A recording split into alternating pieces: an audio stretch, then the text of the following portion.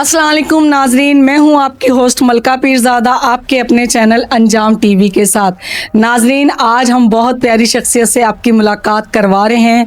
TV, film, stage और पता नहीं किन किन जगहों पे काम किया है उन्होंने। बहुत जगह की मुझे इत्तला है, मगर इनसे ही पूछेंगे और इनसे ही जानेंगे। आइए आपकी मुलाकात करवाते हैं शरीफ बलोच। शरीफ बदमाश नहीं, शरीफ बलोच। अस्सलाम वालेकुम। वालेकुम अस्सलाम मलका पीरज़ादा साहिबा, आपका बहुत शुक्रिया। और आपके इस चैनल का यूट्यूब, जिसको आपने अंजाम के नाम से मंसूब किया है। अंजाम तो खैर हर एक का होना ही है। बहरहाल अभी हमारा अंजाम ये है कि मैं हूँ शरीफ बलोच और काम कर रहा हूँ शोबिस में। अब पूछें आप। अब मैं ये पूछूंगी, आजकल आप कहाँ कहाँ काम कर रहे हैं और किन किन चैनलों पे आपने काम किया है और कर रहे हैं? अल्लाह का लाख लाख शुक्र है कि हमारे यहाँ पाकिस्तान में जितने भी लोगों वाले चैनल्स हैं पाकिस्तान के, जो पूरी दुनिया में देखे जाते हैं, उन तमाम चैनल्स पे मैं अब तक अपना काम कर चुका हूँ। और ये अल्लाह का शुक्र है कि अब तक हमारे पाकिस्तान के जो बड़े चैनल्स हैं, जैसे जियो है, ARY है, हम टीवी है, और अब ग्रीन भी बहुत अच्छा चल रहा है। ये हमारे मुल्क के 4 बड़े ऐसे चैनल्स हैं जिसे दुनिया देखती है और इनके ड्रामों को पसंद करती है और मानती है। और इन्हीं 4 चैनल्स पर मेरे ड्रामे सबसे ज्यादा हैं। वाह वाह, क्या बात है। मुझे पहले पता चल जाता तो आपकी इज्जत ज्यादा करनी पड़ जाती है। जितनी आपने की है और इतनी दी है, आपका बहुत बहुत शुक्रिया। नहीं नहीं, अच्छा, तो किस किस्म के रोल बड़े खुशी से और शौक से करते हैं आप? देखिए, एक्टर के लिए जो करैक्टर है वो एक चैलेंज होता है हर बार। और मुझे कभी भी, चाहे वो यूट्यूब चैनल पर कोई फिल्म हो, जैसे मैंने शुरू में बलूची मीडिया से स्टार्ट किया, उसमें बलूची सॉन्ग्स हमारे वली रईस साहब करते थे, मूवीज करते थे बलूची मीडिया के हवाले से, रीजनल हवाले से, बलूची, सिंधी। और फिर इन्होंने जब बंगाली शुरू की तो मैंने बंगाली जबान की फिल्में भी परफॉर्म किया, जो सईद उल हक साहब ने बनाई थी, आर अर्दे शरकान, जिगरी बंधु।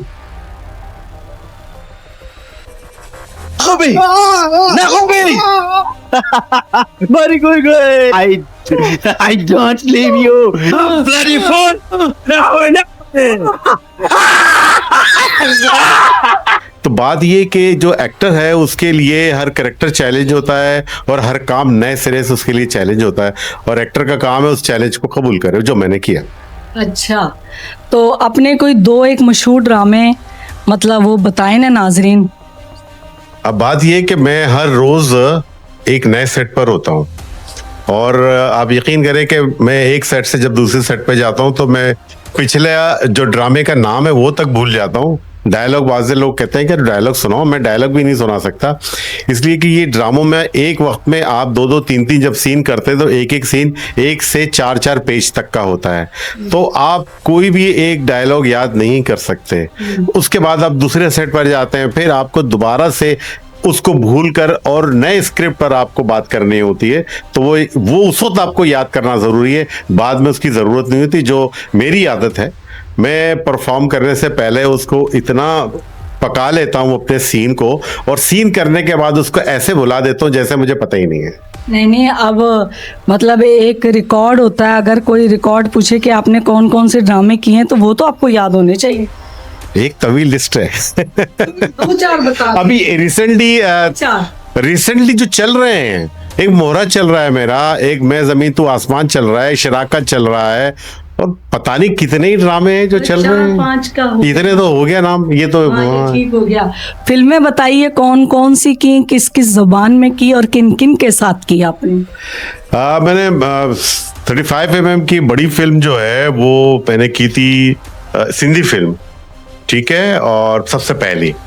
और उसके बाद फिर मैंने रंगरेजा नाम की एक बड़ी फिल्म थी, उर्दू जबान की बड़ी सिनेमा की, वो की। उसके बाद एक फिल्म, बहुत बड़ी फिल्म, अभी पिछली ईद पर ही रिलीज हुई थी, कुल्फी के नाम से, तो वो कुल्फी फिल्म की। और इसके अलावा भी और लीच की थी, एक फिल्म आई थी, और एक फिल्म और आई थी अभी, वो भी इससे पिछले ईद को रिलीज हुई थी, उसका नाम था अभी, जिसमें मेरा एक ऐसा कैरेक्टर था जो इंडियन जो रॉ का चीफ है उसका कैरेक्टर था, जो हमारे मुल्क पाकिस्तान में दहशतगर्दी करवाता है।